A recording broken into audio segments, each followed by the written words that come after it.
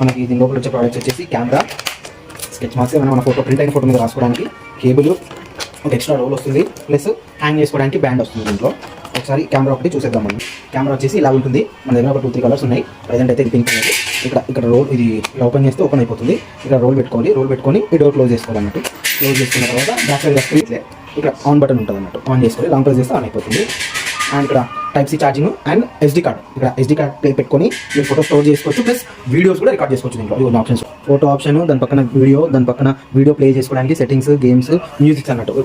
SD కార్డ్లో ఉన్న music మనం ప్లే చేసుకోవచ్చు దీంట్లో. ఇక్కడ స్పీకర్ ఉంది, ఇక్కడ స్పీకర్ నుంచి వస్తుంది. ఇలా ఉంటుంది కెమెరా ఒకసారి నేను ఆన్ చేసి చూపిస్తాను.